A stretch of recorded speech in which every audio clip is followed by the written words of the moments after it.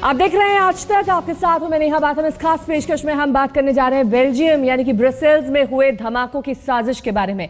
IS इन हमलों की जिम्मेदारी ले चुका है और धमकी उन्होंने ये दी है कि उसके खिलाफ कार्रवाई करने वाले देशों को ऐसे ही ब्लैक डे से गुजरना होगा। तो क्या बगदादी ने आतंक की काली साजिश के लिए भी इसी रंग का इस्तेमाल किया? ब्रसेल्स पुलिस की तरफ से जारी की गई तस्वीरों में तीनों संदिग्धों के पास एक जैसा ही काला बैग मिला है। तीनों के बाएं हाथ में काले रंग का ग्लव्स है। बेल्जियम में हुए सीरियल धमाकों के ये 3 तस्वीरें संदिग्धों की जारी की गई हैं। और आपको बता दें कि जो तस्वीरें आई हैं उसके बाद इन्होंने पूरी दुनिया को झकझोर दिया है। जिस तरह से धमाकों की तबाही के कई वीडियो सामने आए हैं, संदिग्धों की तस्वीरें सामने आई हैं। माना यही जा रहा है कि यही वो 3 संदिग्ध हैं जिन्होंने धमाकों को अंजाम दिया। इन धमाकों में 35 लोग मारे गए और कई लोग घायल भी हुए हैं। तस्वीर में दिख रहे हैं ये 3 चेहरे ब्रसेल्स एयरपोर्ट में हुए धमाके के संदिग्ध माने जा रहे हैं। 2 काले कपड़ों में हैं, काली हैट में हैं। 3 में से 2 ने अपने बाएं हाथ में काले रंग के ग्लव्स पहने और पुलिस को यह शक है कि इन दस्तानों में ही बम को उड़ाने का बटन या फिर ट्रिगर छिपा हुआ था। वही बम जिससे धमाकों को अंजाम दिया गया, जिससे कई मासूमों की जान चली गई। वहीं तीसरे शख्स को देखिए, उसने ग्लव्स नहीं पहने हुए हैं।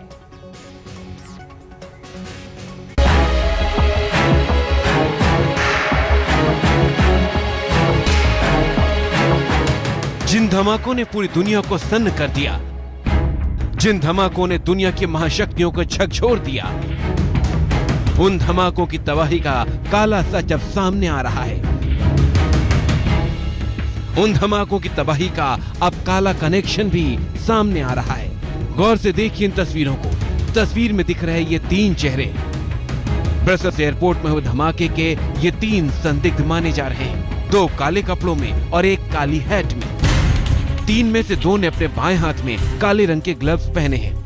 पुलिस को शक है कि इन दस्तानों में ही बम उड़ाने का बटन यानी ट्रिगर छिपा हुआ था। वही बम जिसके धमाके से कई मासूमों की जान चली गई। वहीं तीसरे शख्स को देखिए, इसने ग्लव्स नहीं पहने हैं। इन तीनों के पास काले बैग भी दिख रहे हैं। वैसे तो पुलिस के हाथ अभी तक कोई ठोस सुराग नहीं मिला है, लेकिन सीसीटीवी फुटेज खंगालने के बाद पुलिस के हाथ ये तस्वीर लगी है, जिसके जरिए वो साजिश के मास्टरमाइंड तक पहुंचने की कोशिश कर रही है। ब्रसेल्स में तबाही मचाने के लिए क्या बगदादी का ब्लैक कनेक्शन काम कर रहा था?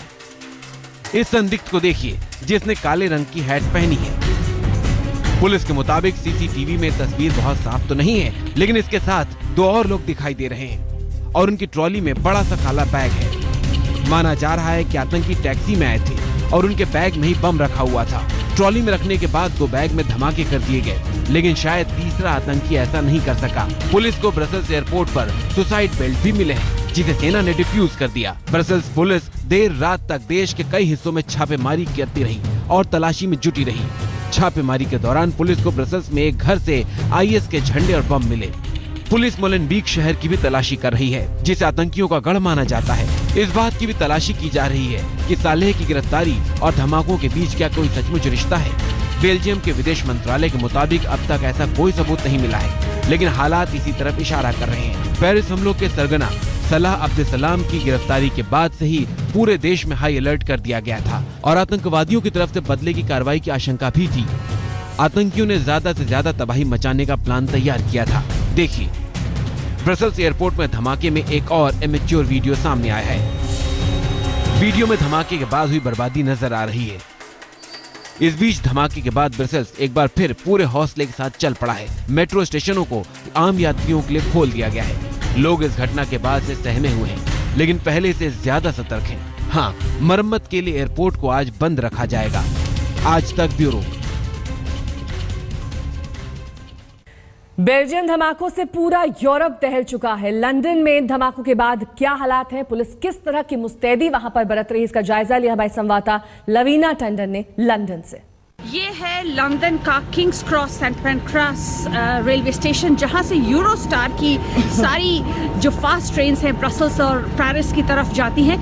अमूमन ये ट्रेन्स रद्द कर दी गई थी, लेकिन अब लिमिटेड सर्विसेज वापस आ रही हैं। धीरे धीरे आहिस्ता आहिस्ता इनको वापस लाया जा रहा है, लेकिन काफ़ी समय से इनको रद्द कर दिया गया था। बहुत मुश्किल हो रहा था ब्रसल्स की तरफ पहुंचना, या कहीं भी यूरोप के कंट्रीज़ की तरफ पहुंचकर भी ब्रसल्स तक पहुंचना बहुत मुश्किल हो रहा था। अभी आपने देखा होगा कि यहाँ से कई पुलिसकर्मी गश्त करते हुए नजर आ रहे हैं। उनकी तादाद में कोई भी कमी नहीं आई है। हर जगह हम देख रहे हैं कि यहाँ पुलिसकर्मी है और बंदूकधारी पुलिसकर्मी है। स्निफर डॉग्स भी पाए जा रहे हैं, खास तौर पर रेलवे स्टेशंस पर और हर तरह के मेट्रो स्टेशंस पर यहाँ पुलिसकर्मी पाए जा रहे हैं। कोबरा मीटिंग के बाद डेविड कैमरन ने कहा है कि हर तरह की इंटेलिजेंस मदद हमें यूरोप के साथ दी जाएगी और उनके साथ कंधे से कंधा मिलाकर यहाँ के लोग भी खड़े हुए हैं। सिक्योरिटी सिचुएशन एयरपोर्ट पे, हीथ्रो एयरपोर्ट पे भी काफ़ी बढ़ा दी गई है। गश्त करती हुई कई पुलिस की वैन्स भी आते जाते हमें देखने को मिली है, क्योंकि ख़ास तौर पे ब्रसल्स की जो सिक्योरिटी है उस पर भी काफ़ी सवालिया निशान उठे हुए हैं। लेकिन लंदन में सीवियर अलर्ट है और ब्रसल्स में हाईएस्ट लेवल ऑफ अलर्ट है, और हम कोशिश कर रहे हैं कि किसी तरह ब्रसल्स पहुंचा जाए। लवीना टंडन, आज तक। बेल्जियम धमाकों ने एक बार फिर आतंक की चुनौतियों को दुनिया के सामने ला दिया है। शायद इसीलिए इस हमले के खिलाफ पूरी दुनिया में जबरदस्त प्रतिक्रिया हुई है। दुनिया भर के देशों ने आतंक के खिलाफ एकजुट होने और बेल्जियम के साथ होने का संदेश दिया है।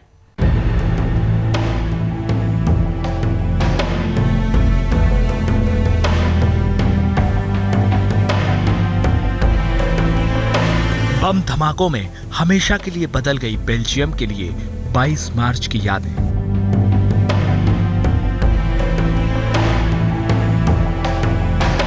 बिछड़ गए अपने, जिन्हें अब दोबारा कभी नहीं देख पाएंगे। सीरियल धमाकों के जख्म अभी ताजा हैं और बेल्जियम आंसुओं के साथ उनकी आत्मा की शांति के लिए प्रार्थना कर रहा है, जो आतंक की नापाक साजिश के शिकार बन गए। बेल्जियम के राजा ने जनता के नाम संदेश जारी कर धमाके में मारे गए लोगों को श्रद्धांजलि दी है। Mesdames et messieurs, aujourd'hui notre pays est en deuil. Pour chacun de nous, ce 22 mars ne sera plus jamais une journée comme les autres. Les vies brisées, les blessures profondes, ces souffrances sont celles de tout notre pays. ब्राजील्स धमाके को लेकर पूरी दुनिया की तरफ से आतंक के खिलाफ एकजुट होने का संदेश सामने आया है। संयुक्त राष्ट्र सुरक्षा परिषद ने इस हमले की कड़ी निंदा की है। अमेरिकी राष्ट्रपति बराक ओबामा ने बेल्जियम को हर मुमकिन मदद देने का भरोसा दिया है। व्हाइट हाउस का झंडा आधा झुका दिया गया है। क्यूबा दौरे पर गए राष्ट्रपति ओबामा ने मृतकों के लिए 1 मिनट का मौन रखा। पेरिस हमलों के आरोपियों की गिरफ्तारी ब्राजील्स में हुई थी और इसके बाद ये आतंकवादी हमला हुआ। बेल्जियम के इस दर्द को भी पेरिस ने भी महसूस किया और ये छलक उठा एफिल टावर की रोशनी में, जिसे बेल्जियम के झंडों के रंग में रोशन किया गया। Pour la simple raison, je suis bruxelloise, belge, et donc j'étais là lors des événements français. J'estime que ma place est là ce soir. Pour me retrouver dans un endroit où je peux me recueillir par rapport à ce qui s'est passé à Bruxelles aujourd'hui, pour ne pas vivre ça enfermé et pour montrer qu'on est aussi toujours dehors et vivant. Britain ने भी Belgium के साथ एकजुटता दिखाने के लिए Downing street में अपना झंडा आधा झुका दिया। इटली की राजधानी रोम में एक फव्वारे को बेल्जियम के झंडे के रंग से रोशन किया गया। दुनिया के सबसे मशहूर फव्वारों में से एक ट्रेवी फाउंटेन के इस बदले हुए रूप को देखने के लिए बड़ी संख्या में सैलानी और स्थानीय लोग मौजूद थे। बर्लिन में ब्रांडेनबर्ग गेट की रोशनी के साथ बेल्जियम के साथ और आतंक के खिलाफ संदेश देने की कोशिश हुई। पूरी दुनिया रंग और रोशनी के माध्यम से आतंकी ताकतों के खिलाफ मिलकर लड़ने का संकल्प ले रही है।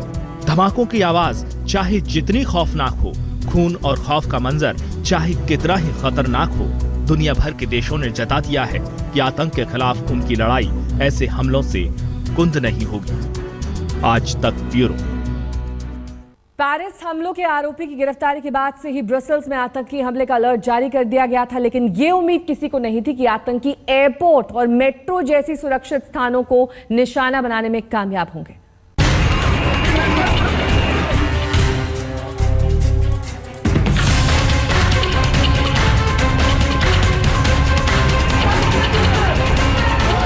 जगह ब्रसेल्स का जावेंटिम एयरपोर्ट।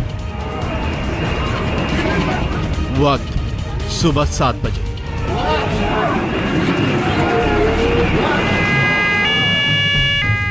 बेल्जियम की राजधानी ब्रसेल्स के जावेंटिम एयरपोर्ट पर अचानक भगदड़ मची थी। हाथों में बैग, सूटकेस लिए लोग भाग रहे थे। सुबह सुबह एयरपोर्ट पर 2 जोरदार धमाकों के चलते अफरा तफरी मच गई थी। जहां धमाके हुए थे उस जगह के परखच्चे उड़ गए थे। यूरोप के 21वें सबसे भीड़ भाड़ वाले ब्रसेल्स के जावेंटिम एयरपोर्ट पर सुबह अच्छी खासी भीड़ थी। एयरपोर्ट पर कई विमान उड़ान भरने के लिए तैयार थे तो कई विमान एयरपोर्ट पर लैंड करने वाले थे। इसी बीच एयरपोर्ट की सिक्योरिटी चेक पॉइंट से पहले डिपार्चर हॉल में अमेरिकी एयरलाइंस के काउंटर के पास एक के बाद एक 2 जोरदार धमाके हुए। धमाके इतने भयानक थे कि एयरपोर्ट के भीतर फर्श से लेकर छत तक उड़ गई। यह भी साफ हो गया कि इन दोनों हमलों को आत्मघाती हमलावरों ने अंजाम दिया था। दोनों हमलावर ऑटोमेटिक राइफलों के साथ एयरपोर्ट में दाखिल हुए थे, क्योंकि कुछ चश्मदीदों के मुताबिक एयरपोर्ट के भीतर गोलीबारी भी हुई थी। धमाकों के बाद अफरा तफरी मच गई। लोग बदहवास होकर एयरपोर्ट के बाहर भागने लगे। धमाके की भयावहता का प्रमाण एयरपोर्ट के मुख्य भवन से उठता धुआं दे रहा है।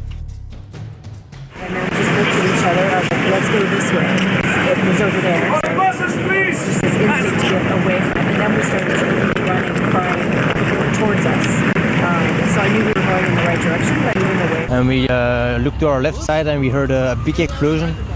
First we thought it was a billboard falling down, but it was a big noise. A lot of people were screaming.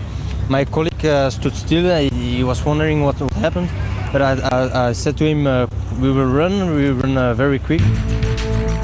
इन धमाकों में कई लोगों की जान चली गई, जबकि तमाम लोग घायल हो गए।